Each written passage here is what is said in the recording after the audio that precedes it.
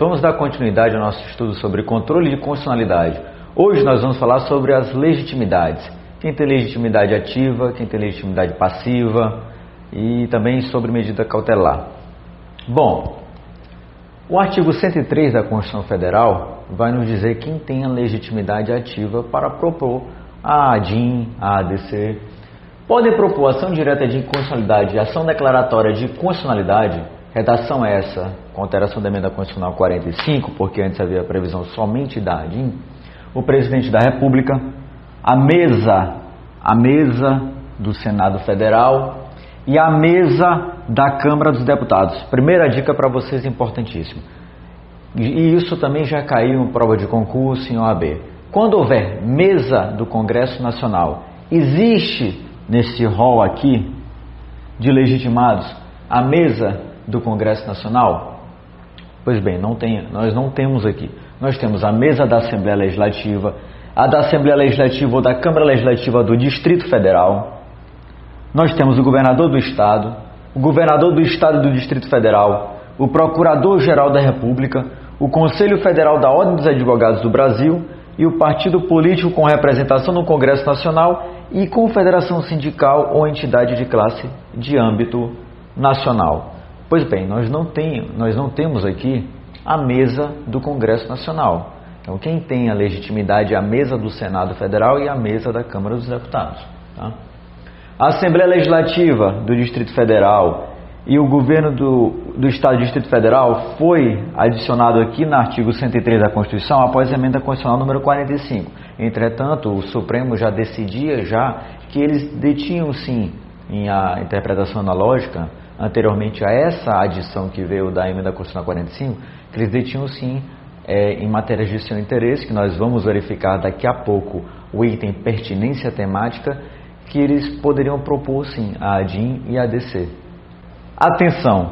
O rol constante do artigo 13 da Lei 9868 de 99, a respeito dos legitimados ativos à propositura da ADC, ainda não reflete o acréscimo havido por força da emenda constitucional 45.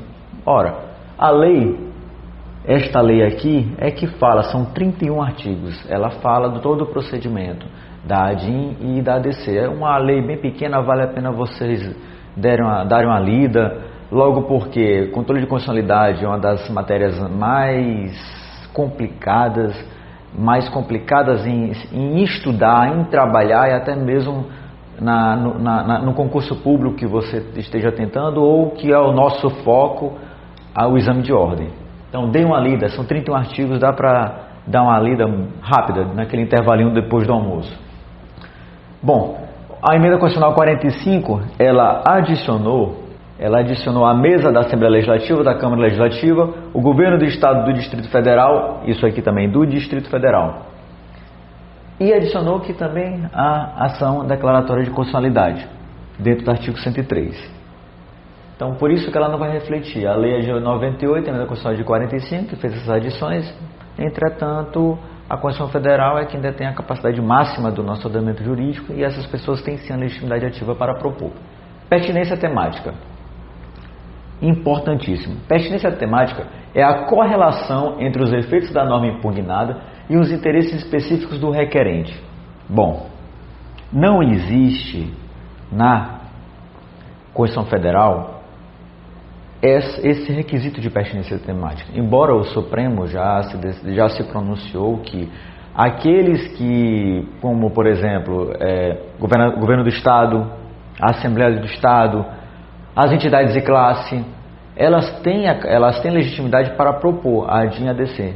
Então elas têm que provar a sua pertinência temática, elas têm que dizer qual é a pertinência que leva a eles desejarem impetrar aquela ação declarada de inconstitucionalidade, como legitimados são. Embora na Constituição Federal e na Lei 9868 de 99, que regulamenta a ADIM e a ADC, não estejam falando sobre pertinência temática.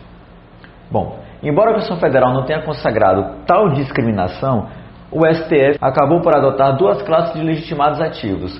Aos que têm legitimidade ativa universal, que podem livremente questionar a constitucionalidade de atos normativos, e aos que só dispõem de legitimidade ativa parcial, em relação aos quais é necessária a demonstração de pertinência temática. Bom, é fácil a gente identificar aqueles que têm legitimidade ativa universal, o presidente da República, a mesa do Senado Federal, a Câmara dos Deputados, porque são os máximos da organização política, nossa organização político-democrática do país. Todas as leis, principalmente quando você vai declarar em inconstitucionalidade de determinada lei, você pedir a inconstitucionalidade dela, então são eles que são o órgão máximo de criação legiferante do país. Então eles têm capacidade universal. E os que têm a legitimidade ativa parcial, governadores de Estado, mesa da Assembleia de Estado e também as entidades de classe, eles têm que provar essa pertinência temática.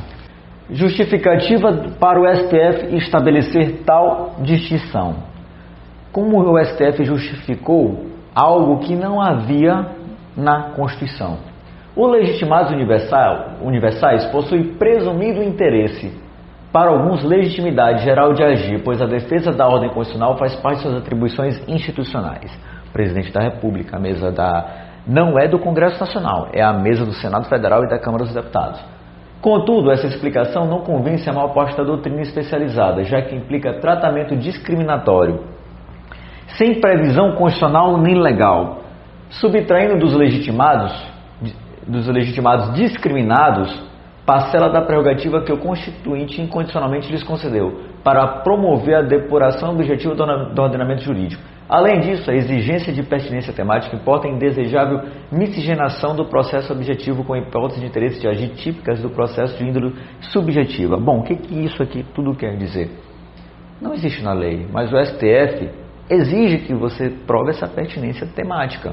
Então, quando a mesa da Assembleia, do Governo de Estado, ou entidade de classe com representatividade nacional, existem ainda os requisitos que mais à frente nós veremos, eles têm que provar a pertinência temática, o porquê de eles estarem pedindo a inconstitucionalidade daquela norma, daquela lei, daquela norma. Por mais que se queira atribuir ao requisito da pertinência temática um caráter objetivo, a íntima conexão que mantém ante os interesses específicos dos legitimados discriminados termina por conduzir o tribunal à análise da presença de interesse autenticamente subjetivo do legitimado parcial. Bom, é abstrato, certo? A ação declaratória de constitucionalidade e a ação declaratória de constitucionalidade. O que a doutrina está dizendo? Se é algo abstrato, se eu estou vendo a norma, por que eu tenho que trazer uma análise subjetiva de algo que será analisado de uma forma abstrata, de uma forma objetiva? Não tem que trazer o sujeito para ser analisado, já que a gente está analisando a norma. A gente está fazendo análise abstrata, uma análise objetiva, e não análise entre particulares. Porque se fosse uma análise entre particulares, seria um controle de constitucionalidade difuso, e não o que nós temos, o concentrado abstrato. Por isso que a doutrina bate muito no que o STF fez, criando a figura da pertinência temática. Capacidade postulatória. Com exceção dos partidos políticos com representação no Congresso Nacional e das confederações sindicais e as entidades de classe de âmbito nacional, todos os demais colegitimados à propositura de ações diretas podem ajuizar sem necessidade de advogado. O que é capacidade postulatória? É a capacidade de você estar em juízo, de você peticionar em juízo. É a capacidade que você tem de ajuizar uma demanda diretamente, sem a necessidade de intervenção de um advogado. Então, com exceção dos partidos políticos, ou seja, vamos analisar de forma inversa. Quem é que necessita de advogado? Os partidos políticos, com representação no Congresso Nacional, as confederações sindicais e as entidades de classe de âmbito nacional. Eles necessitam de advogado para propor um ADIM ou um ADC. Todos os outros daquele rol, do artigo 103, todos os outros não têm capacidade postulatória, ou seja, eles não necessitam de advogado para propor ADIM e ADC. O partido político, aí vocês colocam um asteriscozinho. Confederação sindical, vocês colocam um asteriscozinho, porque eles necessitam sim de advogado para propor ADIM ou ADC. Legitimidade passiva. Bom, quem é que tem legitimidade? Quem é que estará lá como requerido, no caso, como legitimado passivo de um ADIM ou de uma ADC? Na ADIM, compõe o polo passivo da relação processual as autoridades e ou órgãos responsáveis pela edição do ato impugnado, vedada a intervenção de terceiros. Por quê? Não existe intervenção de terceiros, vai estar lá no artigo 7º da Lei 9868, que é a lei que regulamenta todo o processo da ADIM e da ADC, que não haverá intervenção de terceiros. Professor, mas eu escutei a figura do amicus curiae. Nós mais à frente veremos essa figura do amicus curiae, que ela é uma excepcionalidade da norma. Não é uma intervenção de terceiros propriamente dita. O amicus curiae, como veremos mais à frente, o amigo da corte, ele entra como uma figura excepcional. Tanto é que ele não tem os mesmos direitos, os mesmos deveres de um terceiro interveniente em um processo judicial. Se atacado uma lei federal, por exemplo, forma-se litisconsórcio passivo entre o Congresso Nacional e o presidente, já que ambos são responsáveis pela aprovação do diploma normativo. Bom, digamos que a entidade de classe, ela vai entrar com uma ADIM. Quem será o legitimado passivo de uma ADIM que foi de uma lei federal? Quem os legitimados passivos?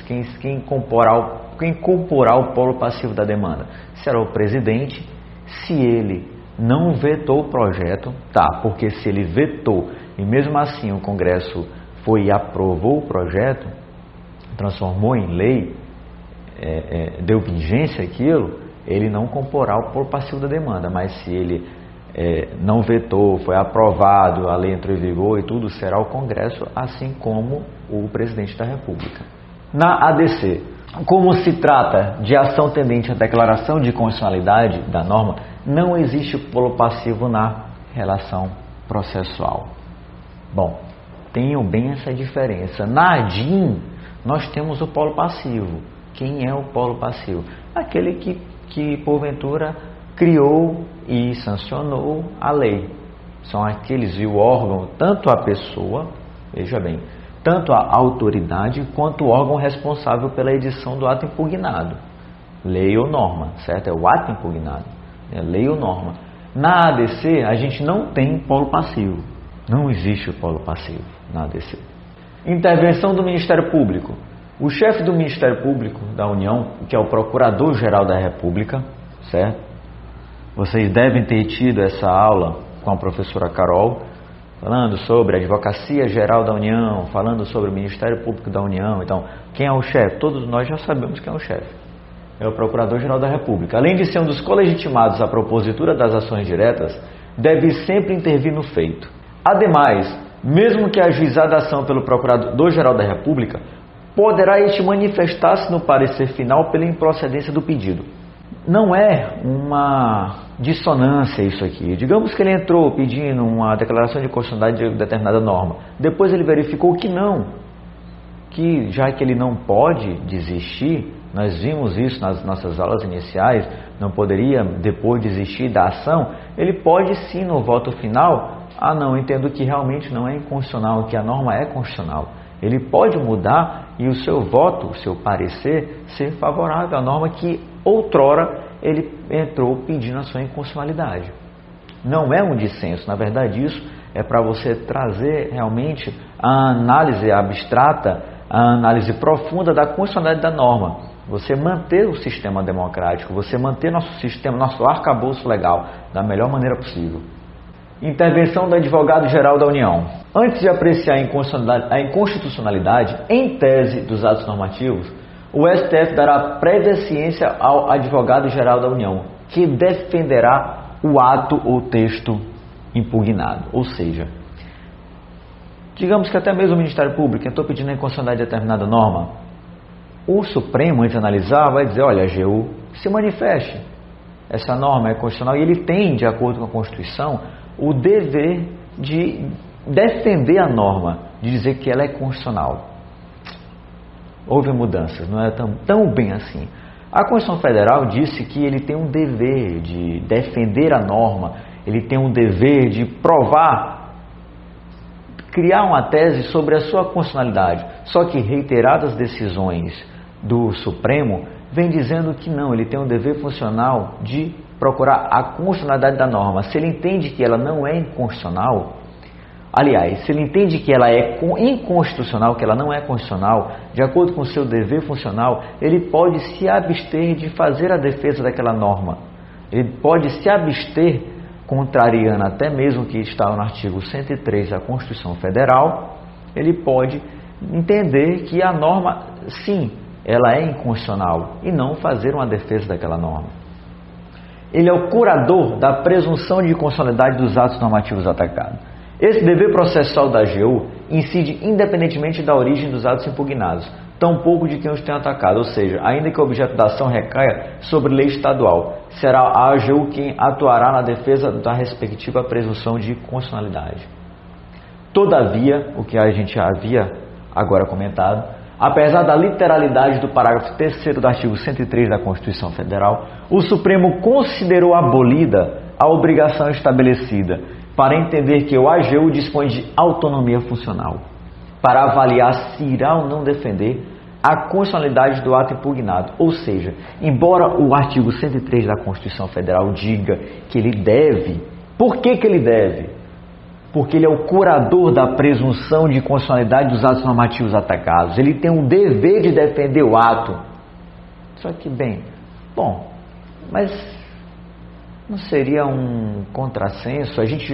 Todos não têm que trabalhar para o bem do arcabouço jurídico legal? Se é realmente inconstitucional, por que tem que ter alguém dizendo que é constitucional, tentando a duras penas trazer algo de válido para uma coisa que é realmente inválida? Porque, claro, o AGU ele só vai dizer se é inconstitucional se realmente a norma foi inconstitucional. Então, se todos acham que é inconstitucional, por que ainda vai ter uma pessoa que ela intimamente, não só intimamente, toda a instituição acredita ser inconstitucional, mas mesmo assim ele vai defender a sua constitucionalidade? Por quê? Por que a gente gastar todo esse esforço? Por que a gente gastar todo esse movimento processual, esse gasto público para isso? Por isso que houve essa alteração. Então o Supremo considerou que ele dispõe sim de autonomia funcional. Ele pode dizer, não vou defender a constitucionalidade, isso é inconstitucional. Isso é inconstitucional. Criou-se uma norma, sei lá, todo mundo que nascer sem um dedo a menos vai ser fuzilado. Não pode. Isso é inconstitucional.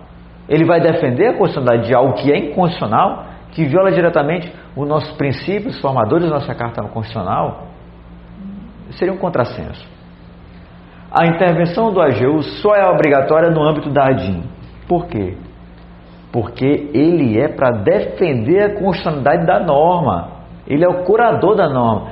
Se é uma ação para declarar a constitucionalidade, para que a obrigação dele intervir? Não há obrigação dele intervir. Pois bem, amicus curiae, a intervenção do amicus curiae. Lembra no início da aula que a gente disse que não havia intervenção de terceiros? Realmente não há.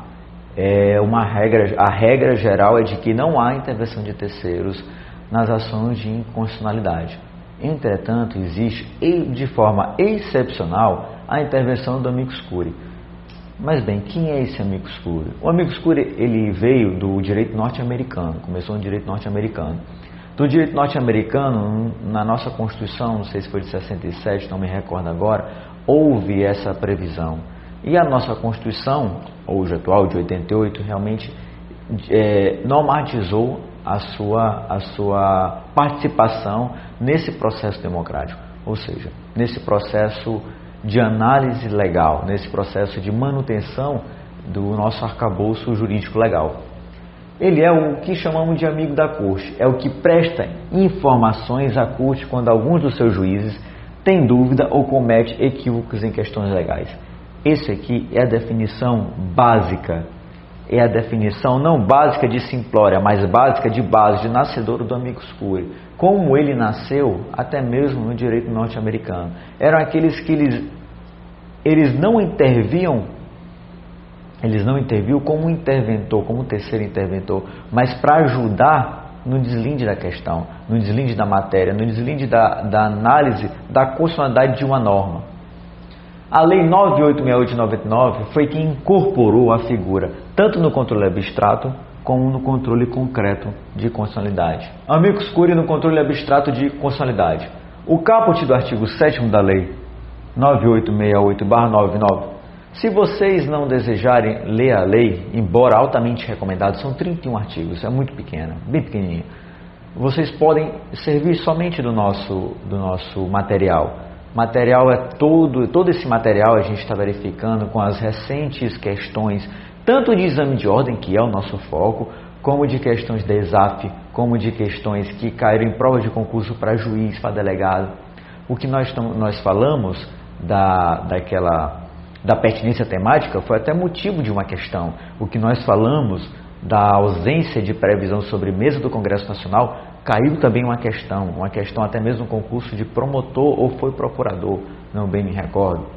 Então, leiam bastante esse material e, se tiverem tempo, creio que todo mundo pode conseguir, são 31 artigos, leiam a lei, leiam essa lei que é importantíssima. Bom, vamos dar continuidade. Amicus curiae no controle abstrato de constitucionalidade. O caput do artigo 7º da Lei 9868/99 é expresso em manter a regra de proibição da intervenção de terceiros no processo de ação direta de inconstitucionalidade.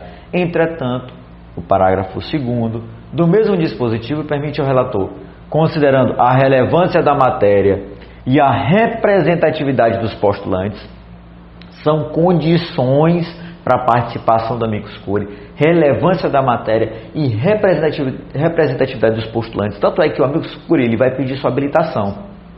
Quando ele pedir a habilitação, o relator, isso antes de colocar em pauta para julgamento. Só pode haver o pedido de habilitação antes da pauta para julgamento. Depois de iniciar o julgamento, não teria como. O relator vai analisar. E o relator entender que é cabível o amicus curiae, desde que ele tenha representatividade dos postulantes. Teve muito pedido de amicus curiae pessoa física, todos foram negados. Que não teria representatividade dos postulantes. Tem que ter representatividade nacional dos postulantes. Admitir a manifestação de órgãos ou entidades estranhos à relação processual. Bom, só há um tempo atrás, eu não me recordo bem, mas foi bem falado quanto à questão da lei que estava tratando sobre o aborto. E queria entrar com amicus curiae a igreja, queria entrar com amicus curiae algumas associações, houve vários pedidos. Muitas das associações que não tinham representatividade nacional, criou-se até mesmo uma confusão gigantesca, elas não foram aceitas. Por quê? Porque elas têm que ter representatividade, elas têm que representar um alto número de pessoas. Não é aquela associação pequenininha ali do bairro, ela vai ter a representatividade, tem que mostrar que ela representa muitos cidadãos. Geralmente são entidades que têm representatividade nacional. Amicus curiae no controle abstrato de constitucionalidade. Forma excepcional de intervenção de terceiros na relação processual objetiva, mas que não representa o fim da regra de proibir a intervenção assistencial no âmbito do processo objetivo. Por que nós estamos batendo nisso aqui? Gravem isso aqui. Gravem, leiam. A regra é o quê? Não cabe intervenção de terceiros. Excepcionalmente, tanto é que tem questões que é uma pegadinha. Teve uma questão que eu estava agora há pouco dando uma lida, que ela dizia: é permitida a intervenção de terceiros na ação direta de inconstitucionalidade. A pessoa ela pode, aquele que estudou muito, mas que não leu nosso material, por quê? Porque não viu como é que a questão pode ter uma banana, pode ter um casco de banana para você se arrebentar.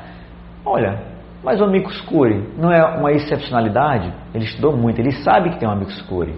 Ele sabe que pode haver excepcionalmente essa intervenção de terceiros. Aí ele vai e marca como correta. Só que ela não está correta. Porque a regra geral, quer saber a regra geral? A regra geral é que não cabe. De forma excepcional, aí você vai ver a sua questão, se ela trata essa excepcionalidade, diz o quê? Excepcionalmente o amicus curiae sim será um interventor. Comporá a relação, será um dos outros. Não será um legitimado, mas comporá, embora não estando no rol do artigo 103 da Constituição Federal como legitimado, poderá compor, sim, o processo da análise da ação direta de constitucionalidade ou constitucionalidade da norma. Relevância da matéria e representatividade dos postulantes. Também é outro ponto. O STF não reconhece legitimidade recursal ao amicus curiae, salvo para recorrer contra a decisão quem defere seu próprio pedido de ingresso na relação processual. Ou seja, outra questão de prova. O amicus curiae, ele não tem legitimidade para entrar com um recurso. Digamos que perdeu. Estavam pedindo a inconstitucionalidade da norma, só que declara constitucional e vão recorrer. Ele não tem legitimidade para recorrer. O único recurso que ele pode propor é aquele que indefere a sua habilitação como amicus curiae. Só esse, somente esse. Então gravem também isso aqui, questão de prova. É bem capaz de cair na sua prova. E outro ponto interessantíssimo, que houve uma alteração, que o amicus curiae ele pode se manifestar no processo tanto por escrito quanto oralmente. Ou seja, ele pode pedir voz nos julgamentos do Supremo. Ele pode se manifestar de forma oral, pode fazer uma sustentação oral. Quórum de julgamento. Bom, agora vamos dar uma pausa para o café, a gente retorna em alguns minutinhos para dar continuidade à nossa matéria de controle de constitucionalidade. Hoje tratando sobre quórum de julgamento, legitimidades e também vamos falar de pedidos cautelares.